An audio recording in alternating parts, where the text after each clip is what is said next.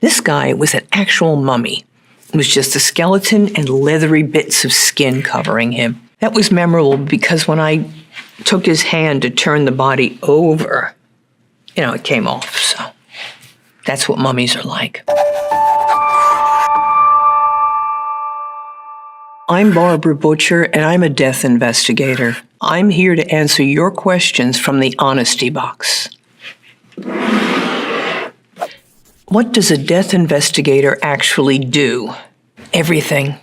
We look around at the entire scene of a crime, or any death for that matter. We get a sense for how this person lives because how you live often determines how you die.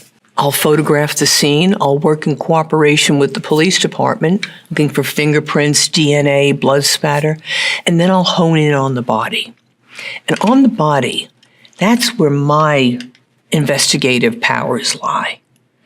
The scene belongs to the police. The body belongs to me. And so what I do is I carefully look for what killed this person and how did they die.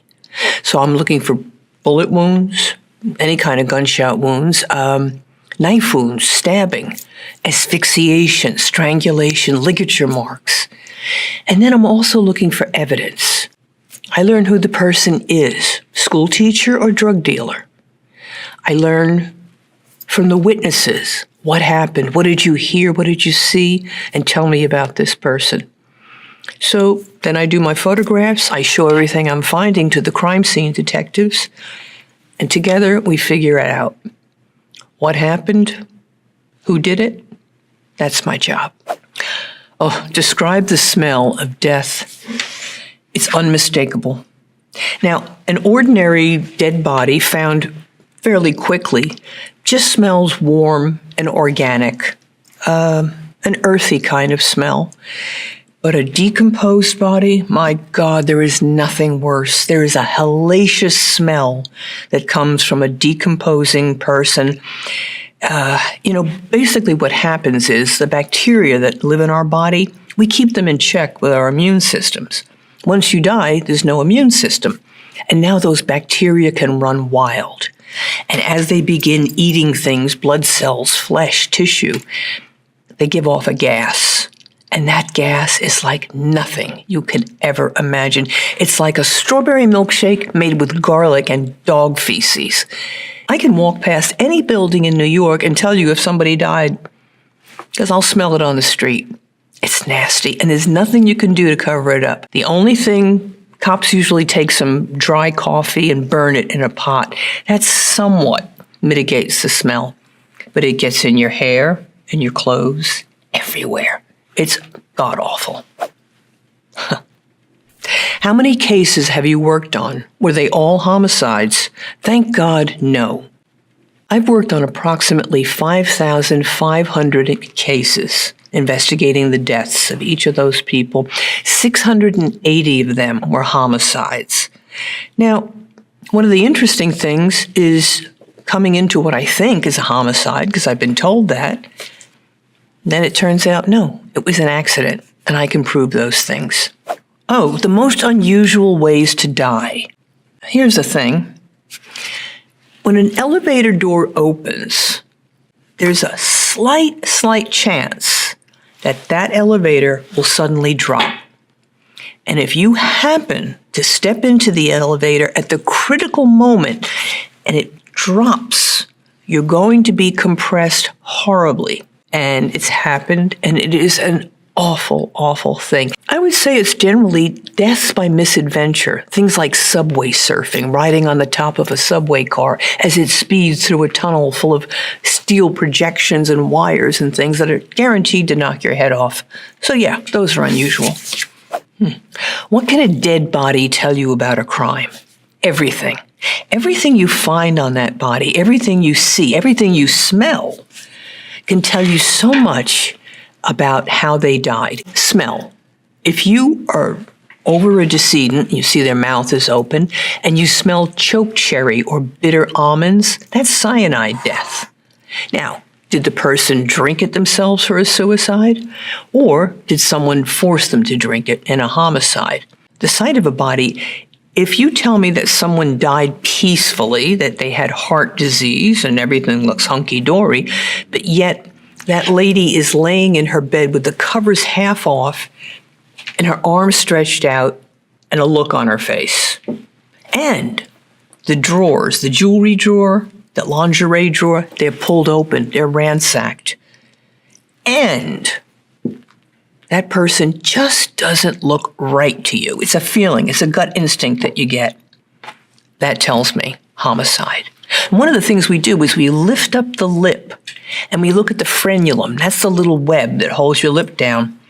And if we see abrasions or teeth marks, that means someone clamped their hand over an old woman's mouth and smothered her. And what does she do? She move her head like that to try and get away, and that's what causes those abrasions. Then I know it's a homicide. Who owns the crime scene, you or the cops? Now, technically, the police own the scene and I own the body. Nobody's supposed to touch my body until I get in there. And I don't mess with their scene. I don't lift fingerprints, they do. So they own the scene in terms of what it tells them in their bailiwick and what they do, the blood spatter analysis, the fingerprints, things like that. But, it's silly to even think that we don't interact. We each own the scene because the body, my body, is what makes that a crime scene. Without it, it's just a home. Do you ever talk to dead bodies? Involuntarily, there have been times when I've seen something really brutal and I'm looking and I say, God, you poor thing, I hope you didn't suffer for long. One thing I do with a lot of dead people, particularly those who've died tragically or violently, is I make a little mark. I just sort of make a little sign of the cross or a little star, in the air over their head, just a way to, not bless them so much as just send them along to their maker. Just a little habit of mine. Do you ever find that emotion can get the better of you in those moments? But are there any times that it overcomes you? Many times my emotions have overcome me when I see a death like that. Tragic, brutal, painful, grief, anger, sadness.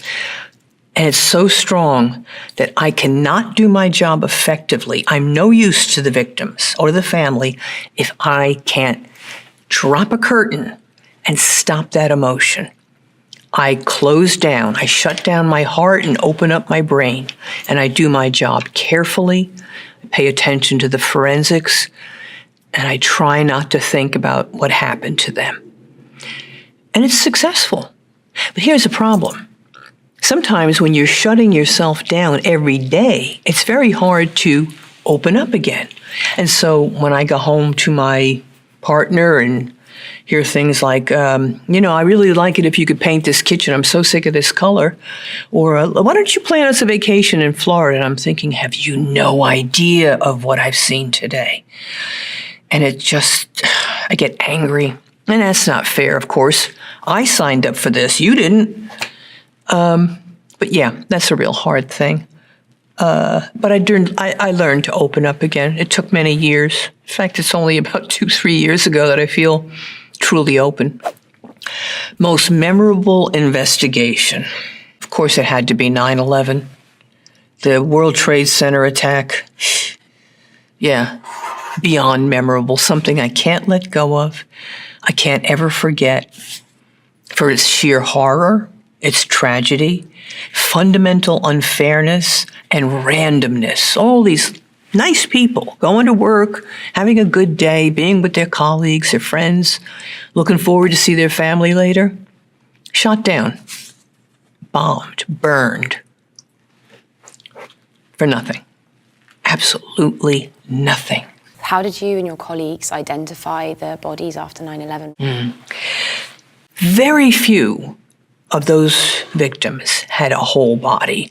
Most of them were in fragments. To illustrate that, we had, 22,000 body fragments representing 2,275 people. That shows you how shattered those bodies were. The methods of identification were forensic odontology, and that's where you could find some teeth with, say, fillings or dental work in them. And then we asked all the families, please submit us his dental x-rays or her dental x-rays from your local practitioner. We could sometimes match them. Fingerprints, of course, but so many people, their fingers were either destroyed and burned or waterlogged, so many things. Tattoos. Wedding rings, especially if they were engraved inside. That's a terrible thing to find, by the way. A hand comes to you when you're working the line, there's a wedding ring. And inside it says, Joey and Joanna forever, things like that. Not good. What else did we use? We used forensic anthropology, the size of a skull or the pelvic bones. Tell us if this is a male or a female or the approximate age. And then DNA.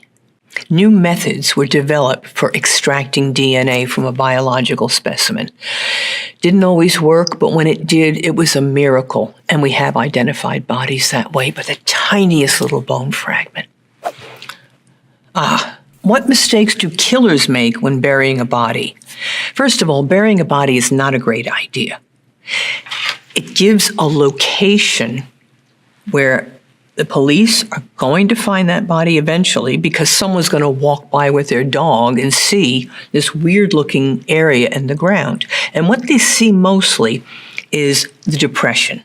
If you dig a hole in the ground, say a rectangle, put in a body, and then throw the dirt back up on top of it, that dirt has air in it. So as the dirt settles, it pushes out the air, and that area will be depressed, sometimes as much as 8, 9, 10 inches. So you look at that and say, something's under there. Or you see plants growing in a different way. You can be in a field of grass stalks, and then in one area, there's these very, very green grass stalks. Why? Fertilizer. Human beings are organic fertilizer. I remember going out on a case looking for the woman Irene Silverman, who was murdered by 2 grifters. And I went out and looked in a field in New Jersey with a psychic, actually, who told me she could find it using a divining rod. No, that didn't happen. We never did find her, but we're pretty sure she's in the foundation of a building that was erected next to hers. Never will find her. That was sad. How good does it feel to crack a case? Oh, it is so good. You have no idea the satisfaction when you can stop a killer. And, it's not necessarily, I don't crack the case. Detectives do. I'm the one that provides them the evidence and the information to crack the case. But when Aaron Key, the serial killer of little girls, after he had killed, 10, 11 little adolescent girls. And when I got to court and I was able to testify about that, what I had seen, and to describe to that jury what it's like to find a little girl set on fire, enormously satisfying. Even as I recited the gruesome details, I couldn't help but think, this will give you a reason to put him away forever. Have you ever gotten the cause of death wrong? No. And as I may have mentioned before, my job is to get the manner of death. If the cause of death is a gunshot, then it's either a homicide, a suicide, or an accident. When you think, how often do you have an accidental gunshot wound? I had a kid out on Houston Street in New York, went out and bought his first gun, a Saturday night special, very cheap, flimsy revolver. And he was with his friends, and he was showing them his little cowboy tricks, spinning the gun on his finger. And of course, it flew off, the hammer hit the ground, and it shot him straight between the eyes. So, his first shot was his best shot, was his last shot. Foolish, right? And everyone thought, no way. His friend shot him. This is a homicide. And I insisted, nope. There's something funny about the hammer of the gun, that little mark on the metal. There's something about the precision of shooting him straight between the eyes. Why would he hold still when his friends were shooting him? No, he'd turn, he'd put his arm up, right between the eyes. And I swore this was an accident and, a misadventure, death by misadventure. And sure enough, a day later, a guy who had been driving along Houston Street called the police and said, listen, I saw some kids out there playing with guns, and I think one of them shot himself by mistake. What's the most gruesome murder scene you've been to? I don't want to tell you because you don't want to know. In your opinion, what's the worst way to die? I think drowning, for me personally. The idea of air hunger, of choking and struggling and inhaling water and vomiting. That sounds like a really, really awful way to die. What happens to the body in the 24 hours after death? All right. Where do you live and what temperature is it? What season is it? In the first 24 hours after death, the first thing that happens is rigor mortis. When you run down the street or you work out, there's chemical reactions that take place that keep your muscles moving. And they have byproducts that make your muscles stiff. And that's why it hurts sometimes after you've done a big workout. However, if your blood is no longer circulating, it can't wash away or break down these chemicals in your blood. And so they stay in the muscle fibers and they stiffen the muscle. And it happens from the small muscles to the large. Now, people think it happens from head down, but it doesn't. It happens in the jaw muscles, the neck, the fingers, and gradually goes to the larger muscles. And it happens over time. It's a progression. In about 24 hours, you'll go into full rigor in the first, let's say, 8 to 10 hours. Then you'll stay in full rigor for another maybe 12 hours, and then you'll gradually come out. So I can tell if a person is coming into rigor or is going out of rigor by the order of what the muscles are doing. And I use that to establish the time of death. And that's one of the things that happens. The other thing is the bacteria run wild. They start giving off gases, bloating the body, and the blood settles by gravity. If you're laying on your back, your blood will all settle into your back eventually. And it happens over time, and I can use that to tell how long you've been dead. And, of course, body temperature. I use a rectal thermometer with a condom, of course, and get the temperature of the body. In an average room of, say, 72 degrees, 70 degrees, the body loses 1.5 degrees of temperature per hour. I've seen mummies, a guy that died in a squat building, where there's an abandoned building and they just move in and live there in the cold without water or electricity. This guy was an actual mummy. It was just a skeleton and leathery bits of skin covering him. And there were no organs. I remember saying to the cop, I don't see any organs inside him, not even dried organs. And he says, it was so cold this winter, the rats crawled inside him and ate all the organs, and they could stay warm in there while they feasted. And so, the rest of them just dried up and became a mummy. That was memorable because when I took his hand to turn the body over, it came off. So that's what mummies are like. How can you tell if somebody's been murdered? That's a very complex question. It's a matter of elimination. We call it ruling out. We're ruling out homicide. So we're going to look, is there any possibility that this is an accident? Is this gunshot wound, could it have come through the window? Sure. That happens not a lot, but often enough that it's notable. Kids, gang members shooting off their little guns in the streets and goes through a window, sometimes hits someone. So you walk in, there's somebody with a gunshot wound to the head, there's no gun there, nothing. Well, you go and look around at the windows. If there's a little bullet hole, now you know where to go. But there are so many ways to kill people. poisons and smothering and gases and gunshots and knives and you name it, there's a good way to die. So it's a confluence. It's a way to rule out accidents. You rule out suicide. And then what you're left with, if it's not natural, is a homicide. What happens to corpses left in water? Washerwoman hands, with the skin puckers the longer they're in the water. That basically happens. But now, what kind of water are we talking about? In a bathtub, you're certainly going to get the flesh will become somewhat softer. Maybe the skin will slough off. And you'll see those wrinkles in the fingers and the feet.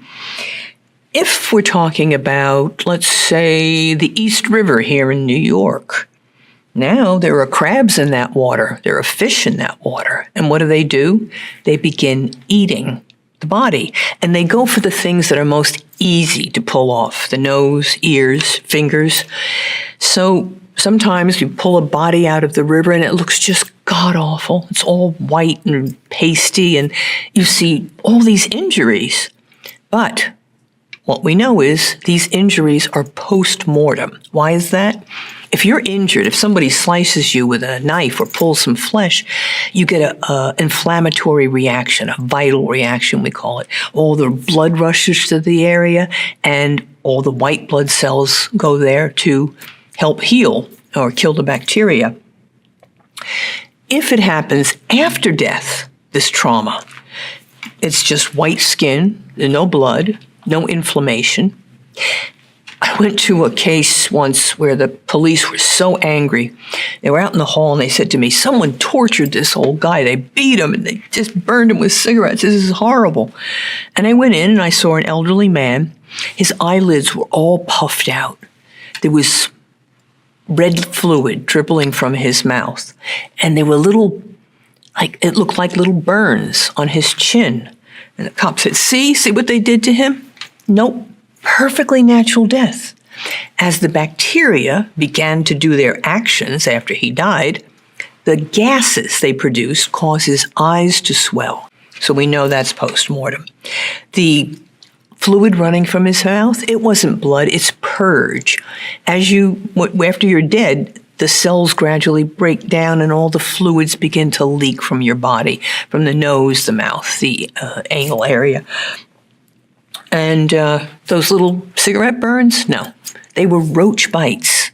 After he died, roaches just come on in there and they eat away the top layers of skin. Now, are they reddened like a burn would be? No, they're not.